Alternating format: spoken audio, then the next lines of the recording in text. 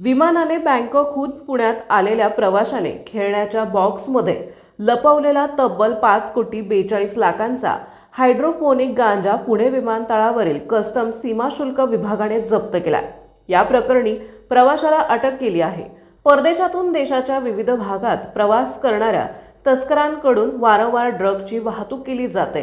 त्या पार्श्वभूमीवर तस्करांना पकडण्यासाठी कस्टमकडून सातत्याने कारवाई केली जाते। बुधवारी दिनांक 11 फेब्रुवारी एअर इंडिया एक्सप्रेसच्या IX 241 विमानातून हा प्रवासी विमानतळावर उतरला होता। त्याच्या हालचाली संशयास्पद दिसल्याने साहित्याची तपासणी केली। त्यावेळी पारदर्शक पाकिटामध्ये हायड्रोपोनिक गांजा आढळून आला। संबंधित पाकिटे कार्बन पेपरमध्ये गुंडाळून 5 खेळण्याच्या बॉक्समध्ये गांजा लपवून ठेवला होता। गांजाचे वजन 5,429 ग्रॅम असून त्यांची आंतरराष्ट्रीय बाजारात 5,42,00,000 रुपये एवढी किंमत आहे। याबाबत आरोपींनी उडवाउडवीचे उत्तर दिली। त्याने गांजा कोठून आणला, तो कोणाला विक्री करणार होता याचा तपास करण्यात येत आहे। ड्रग्ज रॅकेट मागील इतरांचा शोध सुरू आहे।